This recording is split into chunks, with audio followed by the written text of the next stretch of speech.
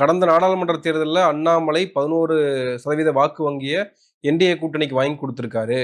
அப்படிப்பட்ட நபர தன்னுடைய ஆளுமையின் மூலமாக அப்புறப்படுத்தி விட்டு அந்த இடத்துல நயினா நாகேந்திரன் வர வச்சு கூட்டணி வச்சிருக்காரு. இதுவே ஒரு பெரிய ஆளுமை இது தான். இது இது வந்து பிஜேபி செய்யற வேலை. இதுக்கும் இவருக்கும் சம்மந்தம் இல்ல.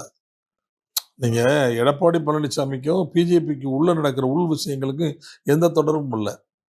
அண்ணாமலை 11% ஓட்டு எப்படி வாங்கினாரு? அந்த 11% ஓட்டுல ஓபிஎஸ் வாங்கின ஓட்டு இருக்குல்ல, அந்த 11% ஓட்டுல டிடிவி வாங்கின ஓட்டு இருக்குல்ல, தினகரன் சார் வாங்கின ஓட்டு இருக்குல்ல, அதெல்லாம் கழிச்சு பார்த்தீங்கன்னா 5% தான் வரும். கணக்கு தப்பா தெரியாம சொல்றாங்க. இப்போ எங்க தொகுதி ராமநாதபுரம் தொகுதியெல்லாம் 3.25 லட்சம் ஓட்டு வாங்கியிருக்கிறாரு ஓபிஎஸ். அதெல்லாம் எங்க போறது? அதெல்லாம் சேர்த்து அதெல்லாம் கழிச்சுட்டு அதெல்லாம் அதிமுக ஓட்டு. அதிமுக ஓட்டு அப்படியே மைக்ரேட் ஆகி ஓபிஎஸ்க்கு போயிடுச்சு. எல்லாம் அதிமுக காரங்க தான் ஓபிஎஸ்க்கு வேலை பார்த்தாங்க. இந்த நெல்லை விருந்துல நயினா நாகேந்திரன் அவர்கள் கொடுத்த விருந்துல அண்ணாமலை புறக்கணிக்கப்பட்டிருக்காரு.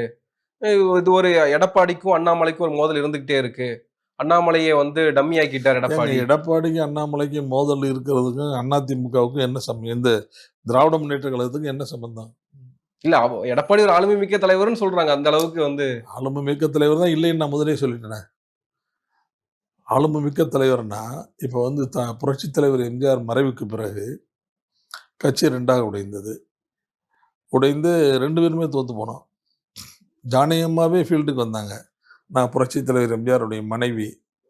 அது பெரிய ஸ்டேட்டஸ். அவங்களே வந்தாங்க. அவங்கள மக்கள் புறக்கணிச்சிட்டாங்க. பெரிய நடிகர் திரு சிவாஜி கணேசன். அவர் கூட்டணி எங்களுக்கு இருந்துச்சு அந்த தேர்தல்ல. ஜானகி எம்ஜிஆரோட நடிகர் திலகம் கூட்டணி அமைச்சிருந்தார். அவ்வளவு ஃபேமஸான ஆளுங்கள்லாம் ஒரு பக்கம் நிக்கும்போது கூட ஜெயலலிதா அம்மா தான் அதிக இடங்களை ஜெயிச்சாங்க. 28 இடமோ என்னமோ ஜெயிச்சு எதிர்கட்சி தலைவராக வந்தாங்க. வந்ததுக்கு பின்னால அவங்கள்ட்ட ஜானகி அம்மா கட்சியை ஒப்படைச்சிட்டாங்க. நீங்களே வச்சுக்கோங்க, நீங்களே வச்சு நடத்துங்க. உங்களை தான் மக்கள் விரும்புகிறாங்க. என்னுடைய கணவர் உருவாக்கிய கட்சி தோற்று போயிடக்கூடாது. கண்டிப்பாக அந்த கட்சி ஜெயிக்கணும். அந்த கட்சியை நம்பி லட்சக்கணக்கான தொண்டர்கள் இருக்காங்க. அவங்களுடைய எதிர்காலம்லாம் அதில் அடங்கியிருக்கு அப்படின்னு ஜானகி அம்மா பெருந்தன்மையாக விட்டு கொடுத்துட்டாங்க. விட்டு கொடுத்த உடனே முதலமைச்சர் அம்மா கட்சி பொறுப்பை ஏற்றதுக்கு பின்னால் அம்மாவை மிக கடுமையாக விமர்சனம் பண்ணவங்க, கடுமையாக எதிர்த்தவங்க எல்லாத்தையும் அவங்க கூப்பிட்டு சேர்த்துக்கிட்டாங்க.